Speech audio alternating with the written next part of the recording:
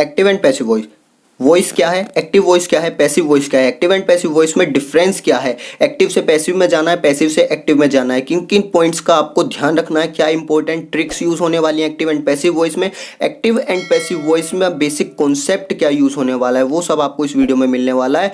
और ये पूरा गारंटीड है, ये अगर वीडियो आप एंड तक देखेंगे तो आपको कोई और वीडियो देखने की जरूरत नहीं पड़ेगी। एक्टिव एंड पैसिव वॉइस का कंप्लीट कॉन्सेप्ट आपका यहाँ पर क्लियर होने वाला है, क्योंकि आज हम एक्टिव एंड पैसिव वॉइस का बिल्कुल बेसिक से यहां पर स्टार्ट करते हैं। सबसे पहले देखेंगे voice. What is voice? Voice हमारी वर्ब की वह फॉर्म है जो हमें बताती है कि सब्जेक्ट कुछ कर रहा है या सब्जेक्ट के ऊपर कुछ किया जा रहा है। जैसे एग्जांपल देखिए, दो एग्जांपल लिए गए हैं, एक्टिव वॉइस और पैसिव वॉइस। ठीक है, फर्स्ट एग्जांपल है आपका he is writing a letter, यानी यहां पर आपका सब्जेक्ट क्या है, यहां पर आपका सब्जेक्ट है ही, यानी काम कौन कर रहा है, यहां पर आपका सब्जेक्ट कर रहा है, यानी कि सब्जेक्ट है डज समथिंग, सब्जेक्ट कुछ कर रहा है, क्या कर रहा है, लेटर लिख रहा है। दूसरा एग्जांपल अगर हम देखते हैं तो इसमें आपका सब्जेक्ट क्या है, सब्जेक्ट है आपका ए लेटर। ठीक है, ए लेटर आपका सब्जेक्ट हो गया और सेंटेंस क्या है, letter is being written by him, यानी कि एक लेटर उसके द्वारा लिखा जा रहा है, यानी सब्जेक्ट के ऊपर काम किया जा रहा है, सब्जेक्ट यहां पर कोई काम नहीं कर रहा है, लेटर यहां पर कोई काम नहीं कर रहा है। तो वॉइस क्या है, हमारी वर्ब की वह फॉर्म है जो हमें बताती है कि सब्जेक्ट कुछ कर रहा है या सब्जेक्ट के ऊपर कुछ किया जा रहा है। अगर सब्जेक्ट काम कर रहा है तो वो क्या होगा, आपका एक्टिव वॉइस होगा, और अगर सब्जेक्ट के ऊपर काम किया जा रहा है वो आपका होगा पैसिव वॉइस। यानी कि हम ये बोल सकते हैं कि एक्टिव वॉइस में सब्जेक्ट और वर्ब का सीधा रिलेशन होता है, जबकि पैसिव वॉइस में जो आपका मेन पार्ट है वो आपका सब्जेक्ट नहीं है, ऑब्जेक्ट है। क्यों? क्योंकि यहां पर देखिए काम जो हो रहा है, आपका लेटर जो लिखा जा रहा है आपका, वो किसके द्वारा लिखा जा रहा है, ऑब्जेक्ट के द्वारा लिखा जा रहा है। तो हम कह सकते हैं कि पैसिव वॉइस में आपका सब्जेक्ट इतना इंपॉर्टेंट नहीं है जितना कि ऑब्जेक्ट इंपॉर्टेंट है। अब क्वेश्चन आपका ये उठता है कि जब आप सेंटेंस को चेंज कर रहे हैं, एक्टिव से पैसिव में चेंज कर रहे हैं, दोनों सेंटेंस एक ही हैं, चेंज कर रहे हैं, तो आपका ये बीइंग कहाँ से आ गया, ये रिटर्न कहाँ से आ गया, हिम कहाँ से आ गया, यही समझने के लिए वीडियो को देखते रहिए। अब यहां से अगर आपका देखा जाए तो एक्टिव वॉइस का आपका जो सेंटेंस है उसका फॉर्मेट क्या होता है, आपका होता है subject plus verb plus object. ठीक है, इसी तरीके से होता है सब्जेक्ट वर्ब और ऑब्जेक्ट। जबकि पैसिव वॉइस का आपका क्या है, देखिए पैसिव वॉइस में जब आप कन्वर्ट करेंगे सब्जेक्ट को, तो सबसे पहले जो आपका ऑब्जेक्ट है उसको सब्जेक्ट की जगह पर रख दीजिए। ठीक है, यानी कि सब्जेक्ट की जगह पर क्या आ गया, ऑब्जेक्ट आ गया। इसके बाद आपकी आएगी हेल्पिंग वर्ब, यानी कि is, am, are, was, were, will, shall, ये सब क्या है, हेल्पिंग वर्ब, तो ये आएंगी। उसके बाद आपकी वर्ब की कोई भी फॉर्म है वो आपकी चेंज किस में होगी, वर्ब की थर्ड फॉर्म में चेंज हो जाएगी, यानी वर्ब की हमेशा थर्ड फॉर्म आएगी। प्लस आपका लगेगा बाई, और जो आपका सब्जेक्ट है उसे ऑब्जेक्ट के रूप में इस्तेमाल करेंगे हम। यानी अगर आपको वॉइस चेंज करनी है तो किन किन रूल्स का ध्यान रखना है। पहला, सब्जेक्ट को ऑब्जेक्ट में बदलेंगे, ऑब्जेक्ट को सब्जेक्ट में बदलेंगे। ठीक है, यहां से पता चल रहा है आपका सब्जेक्ट ऑब्जेक्ट की जगह पर, ऑब्जेक्ट सब्जेक्ट की जगह पर। दूसरी चीज आपका बाई यूज किया जाएगा। ठीक है, बाई किसके साथ यूज करेंगे, आप हमेशा जो आपकी नाउन होगी या फिर प्रोनाउन होगी, देखिए यहां पर जैसे आपका ही था, ये क्या है आपके यहाँ पर प्रोनाउन है, तो जब आप इसका पैसिव बना रहे थे तो आपने किसका यूज किया था, बाई का यूज किया था। वही आपका सेकंड रूल कहता है कि जब भी आप पैसिव बनाएंगे तो यहां पर आपकी जो नाउन या फिर प्रोनाउन यूज की जाएगी उससे पहले हमेशा बाई का यूज करेंगे। क्या दर्शाने के लिए, ये दर्शाने के लिए कि काम जो हो रहा है वो किसके द्वारा हो रहा है, बाई हिम, यानी उसके द्वारा हो रहा है। अगर बाई नहीं लगाएंगे तो हमें ये पता नहीं चल पाएगा। थर्ड रूल आपका क्या है कि हमेशा जब भी आप पैसिव वॉइस बनाएंगे, वर्ब हमेशा वर्ब के थर्ड फॉर्म में चेंज होगी। ये देखिए जैसे यहाँ पर आपकी क्या थी, राइटिंग थी, वर्ब की आईएनजी फॉर्म थी, आपने किस में चेंज किया था, इसे रिटन में चेंज किया था। यहाँ से अब उम्मीद है आपको थोड़ा थोड़ा जो मैंने एग्जाम्पल दिया था ये समझ आने लगा होगा। ये देखिए यहाँ पर ये ही था, सब्जेक्ट था, आपने इसे जाकर ऑब्जेक्ट में बदल दिया, ऑब्जेक्ट की जगह पर रख दिया। जो आपका सेंटेंस का ऑब्जेक्ट था ए लेटर, वो आपने कहाँ पर रख दिया, सब्जेक्ट की जगह पर रख दिया। हेल्पिंग वर्ब लगा दिया आपने, उसके बाद वर्ब की थर्ड फॉर्म लगा दी, फिर बाई लगा दिया आपने, और इसके बाद आपका सेंटेंस का सब्जेक्ट रख दिया। ठीक है, समझ आ गया। एक चीज यहां पर ध्यान रखनी है कि आपके टेंस कभी भी सेंटेंस की चेंज नहीं होगी। जैसे कि ये आपका सेंटेंस किस में है, ये आपका है प्रेजेंट कंटीन्यूअस टेंस में। ठीक है, तो अगर आपका active voice present continuous tense में है तो आपका पैसिव वॉइस भी प्रेजेंट कंटीन्यूअस टेंस में ही होगा। आप टेंस कभी भी चेंज नहीं करेंगे। अब देखिए आपको ये तो पता चल गया कि सब्जेक्ट को ऑब्जेक्ट की जगह पर रखना है, ऑब्जेक्ट को सब्जेक्ट की जगह पर रखना है। अब मान लीजिए यहाँ पर आपका सब्जेक्ट देखिए, जो मैंने एग्जांपल लिया है यहाँ पर आपका ही, तो ये आपका सब्जेक्ट है। जब आप इसे ऑब्जेक्ट के रूप में रख रहे हैं तो यहाँ पर हिम आ गया। अब ये क्या कॉन्सेप्ट है, तो इसके लिए देखिए मैं आपको समझाना चाहता हूँ, ये आपको याद रखने होंगे। ये मान लीजिए एक्टिव वॉइस में अगर आपको ये इस तरीके से वर्ड्स दिए गए हैं तो पैसिव वॉइस में किस में चेंज होंगे ये मैं आपको बताने वाला हूँ। या फिर आप इस तरीके से समझिए, ये आपके सब्जेक्टिव केस हैं, यानी कि जब आप सब्जेक्ट के तौर पर इस्तेमाल करेंगे तो ये यूज़ करेंगे, ये वर्ड्स यूज़ किए जाएंगे, ये प्रोनाउंस यूज़ की जाएंगी। अगर आप ऑब्जेक्ट के रूप में इस्तेमाल करेंगे तब ये आपके ऑब्जेक्टिव केस यूज़ किए जाएंगे। यानी सब्जेक्ट के रूप में इस्तेमाल करना है सब्जेक्टिव केस, ऑब्जेक्ट के रूप में इस्तेमाल करना है ऑब्जेक्टिव केस। अब मान लीजिए आपका सब्जेक्ट आई है एक्टिव वॉइस का, तो अब जब आप इसे ऑब्जेक्ट की जगह पर रखेंगे तो क्या कन्वर्ट कर देंगे, आई को मी में, ही आपका कन्वर्ट होता है हिम में, जैसे यहाँ पर हुआ आपका ही किस में कन्वर्ट हो गया, हिम में कन्वर्ट हो गया। अगर शी होता तो हर में, वी अस में, दे देम में, इट और यू ये चेंज नहीं होते हैं, ये आपके एक्सेप्शनल केस हैं। यानी इट रहेगा, यू रहेगा, इनमें कोई भी चेंज आपका नहीं आएगा, चाहे आप सब्जेक्ट के रूप में इस्तेमाल कर लीजिए, चाहे आप ऑब्जेक्ट की जगह पर इस्तेमाल कर लीजिए। अब यहाँ पर आपको एक पॉइंट समझाना चाहता हूँ। देखिए मान लीजिए आपका एक्टिव वॉइस में एक सेंटेंस दे दिया जाए, समवन स्टोल माई बैग, ठीक है, यानी कि किसी ने मेरा बैग चुरा लिया। अब आप इसका पैसिव वॉइस बनाएंगे तो आपको पता है सबसे पहले जो आपका ऑब्जेक्ट दिया गया है सेंटेंस में, ऑब्जेक्ट क्या है आपका, माई बैग आपका ऑब्जेक्ट है, तो ये आप कहाँ पर रखेंगे, सब्जेक्ट के प्लेस पर रखेंगे, माई बैग रख दिया आपने। इसके बाद आपने हेल्पिंग वर्ब यूज कर ली, टेंस के अनुसार आपको पता है सब्जेक्ट पास्ट में इसलिए वॉज का यूज किया है, ठीक है। इसके बाद आपने वर्ब की थर्ड फॉर्म भी यूज कर लिए। अब क्वेश्चन ये बनता है कि आपने यहां पर बाई और सब्जेक्ट का यूज क्यों नहीं किया, यानी कि आपने यहां पर बाई समवन का यूज क्यों नहीं किया। अब देखिए कॉन्सेप्ट ये है इसके पीछे कि आपका क्वेश्चन क्या है, आपका एक्टिव वॉइस क्या है कि आपका बैग किसी ने चुरा लिया, ठीक है, समवन मतलब किसी ने चुरा लिया।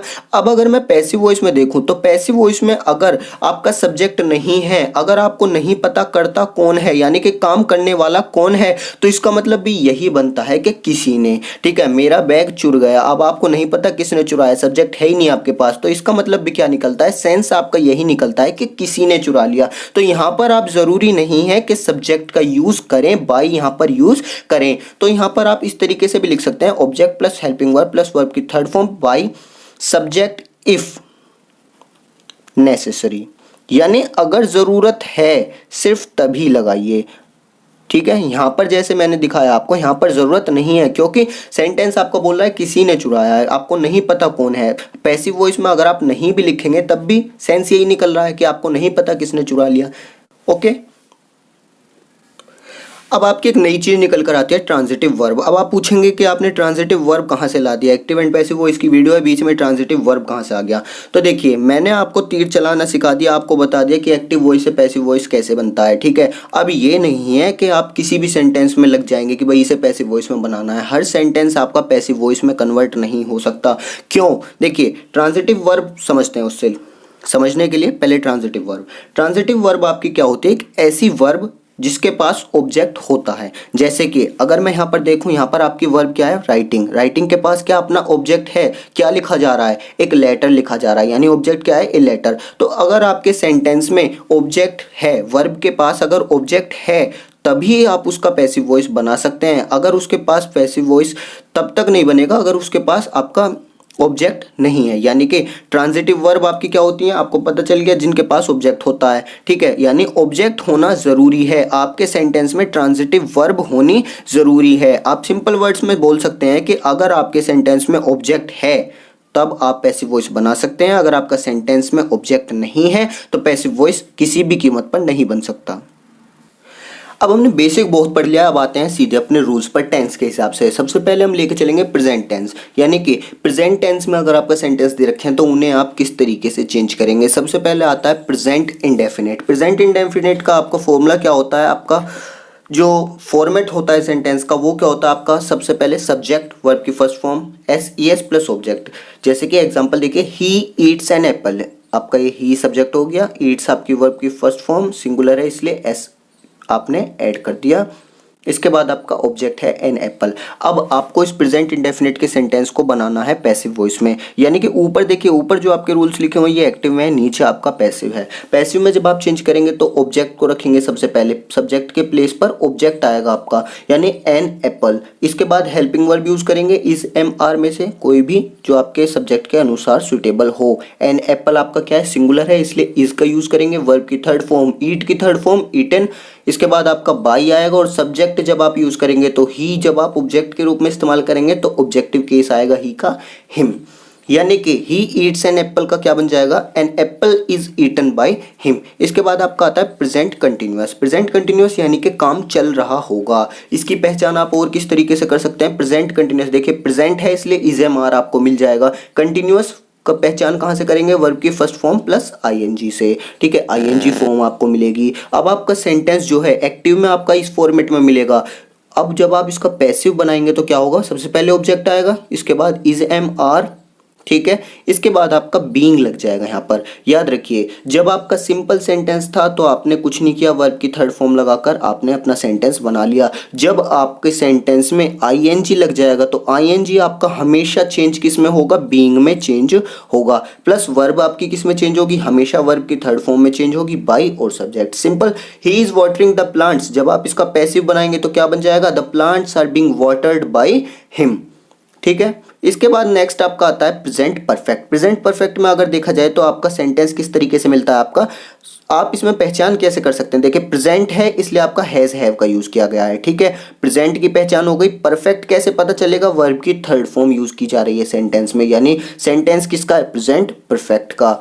जब आप इसका पैसिव बनाएंगे तो पैसिव किस तरीके से बनेगा, सबसे पहले आपका ऑब्जेक्ट आएगा, इसके बाद हैज हैव सेम आपका हेल्पिंग वर्ब के रूप में इस्तेमाल किया जाएगा। एक चीज याद रखेंगे, प्रेजेंट परफेक्ट अगर आपका होगा, जब भी आपका परफेक्ट में सेंटेंस होगा तो आप क्या यूज करेंगे, बीन यूज करेंगे, ठीक है। जब आपका आईएनजी मिलेगा सेंटेंस में तो बीइंग में कन्वर्ट करेंगे। जब आपका हैज हैव के साथ आपकी वर्ब मिलेगी तो आप हैज हैव को किस में चेंज कर देंगे, हैज हैव बीन में चेंज कर देंगे। वर्ब की थर्ड फॉर्म यूज की जाती है हमेशा, बाय और सब्जेक्ट। एग्जांपल देखेंगे, the doctor has examined the patient, convert किस में हो जाएगा आपका, the patient has been examined by the doctor.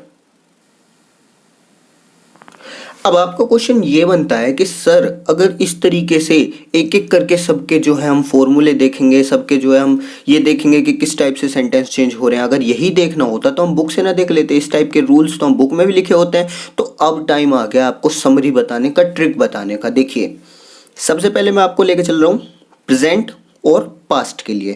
Present past के लिए सबसे पहले इंडेफिनिट देखिए, अगर आपको इंडेफिनिट दे रखा है, ठीक है, प्रेजेंट इंडेफिनिट में क्या पहचान है, वर्ब की फर्स्ट फॉर्म मिलेगी, पास्ट इंडेफिनिट में वर्ब की सेकंड फॉर्म मिलती है। ये पहचान है, आपने पहचान लिया कि पास्ट इंडेफिनिट है, प्रेजेंट इंडेफिनिट।